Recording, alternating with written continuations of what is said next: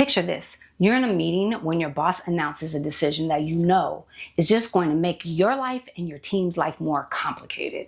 Your internal voice immediately starts. Why don't they think this through? Don't they realize how this impacts us? If they just understood our workflow better. Then you spend the rest of the day, maybe the rest of the week, mentally cataloging everything they don't understand about your department, your challenges, and your team's needs. I spent way too much energy getting frustrated with what my leaders were lacking instead of focusing on what I could actually control. I would get so mad about decisions that directly impacted me and my team, forgetting that my leaders are people too, with their own pressures, blind spots, and challenges. And then I discovered something that didn't just change how I managed up, it transformed how I show up as a leader for my own team. Because the day I stopped focusing on what my boss was lacking and started focusing on my own locus of control, everything shifted. I'm Dr. Cara, and if you've been following this Who's Dr. Cara series, you know my journey from control-focused leader to connected leader. We talked about the toddler who taught me that connection trumps control, how I stopped hustling for worthiness, and Monday's elevator epiphany about creating space for people to be authentic.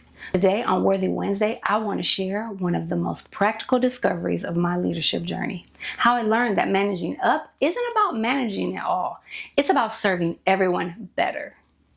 This realization didn't just make my leaders' jobs easier, it completely transformed how I developed my own team members and what it means to be a value add in every relationship. Let me paint you a picture of my pre-enlightenment approach to dealing with leadership decisions and see if you recognize yourself in this story. I would sit in meetings listening to decisions that I knew would directly impact my team. My brain would immediately go to, they don't understand our workload. They're not thinking about how this affects our deadlines. Why don't they ask us before making these calls? I became the queen of mental leadership critique. I had running commentary on everything my leaders didn't know about my department's reality. I couldn't understand why they couldn't see what seemed so obvious to me. Here's the thing. I wasn't trying to fix them.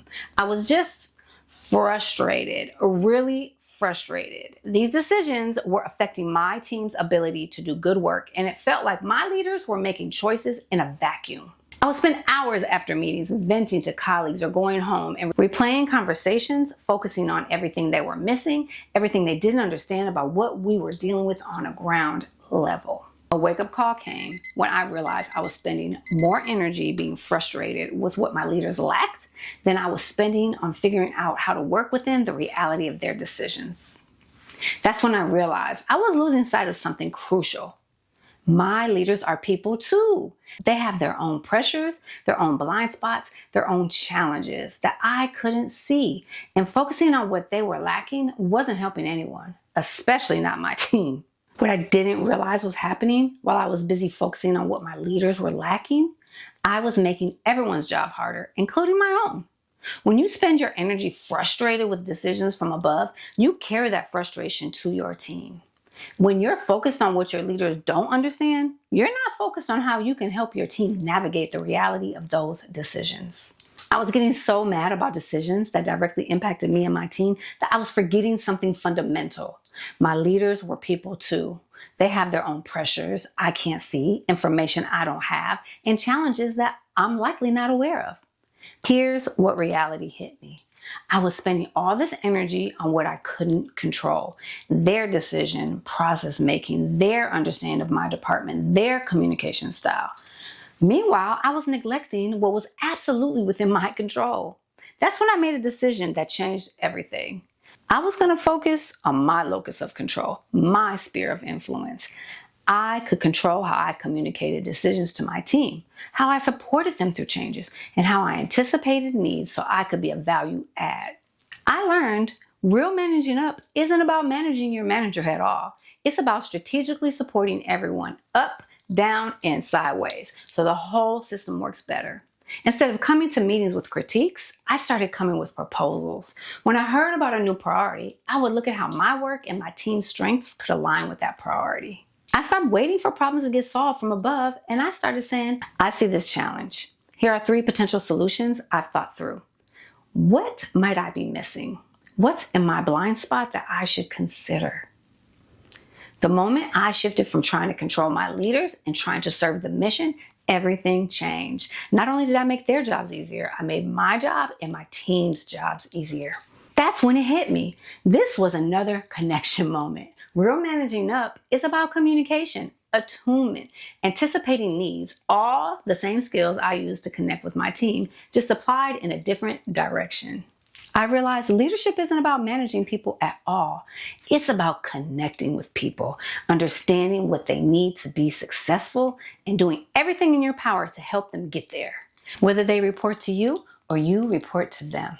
Some of you may be thinking, but Dr. Cara, what if my boss is really doing things wrong? What if their approach is genuinely making my job harder? Trust me, I've been there. Here's what I have learned. You can't control how other people lead, but you can control how you respond to their leadership. Instead of asking, why don't they do this better? I started asking, how can I anticipate what they need? Instead of, they should communicate differently, I started thinking, how can I communicate in a way that serves everyone? Here's where the magic happened. When I started managing up strategically, my team members started doing the same thing with me. I was modeling initiative taking, analytical thinking, strategic planning, all by showing them how to be a value add rather than a critic. Think about it. Are you spending more energy trying to change how your leaders lead? Or figuring out how to support what you're all trying to accomplish together? There's something powerful that happens when you shift from trying to fix people to trying to serve the mission. Let me show you exactly what that looks like. This discovery became central to everything I now understand about connected leadership. Receive. Instead of immediately judging what my leaders were doing wrong, I started receiving information about what they were trying to accomplish. Perceive. I got curious about their priorities, their pressures, their blind spots, not to critique them, but to understand how I could support them. Respond. I responded with proposals, solutions, and strategic thinking rather than criticism or control attempts. This is who I am, someone who desires to add value to anything I do and anyone I come in contact with. That's the mark I hold to myself. When I miss that mark, because I'm human, I give myself grace. I reflect on what happened and learn so I can be a value add if I'm placed in the same situation in the future. When I started modeling this approach, something incredible happened with my team. They began taking more initiative, displaying their analytical and critical thinking skills, increasing their strategic thinking, because they saw how to be partners in a mission rather than critics of a process. I realized management isn't really leadership at all in this context. Leadership is all the other things: connecting, attuning to needs, serving the people and the mission. Leadership is about making everyone around you more successful. Here's what I want you to walk away with today. This is the most important insight I can share about what it means to be a value add leader. When you stop trying to control how others lead and start focusing on how you can serve everyone around you, you don't just become a better leader. You become a better team member. You become the type of leader that people want to follow. Your team doesn't need you to fix your boss. They need you to model what strategic thinking, initiative taking, and value adding leadership actually looks like.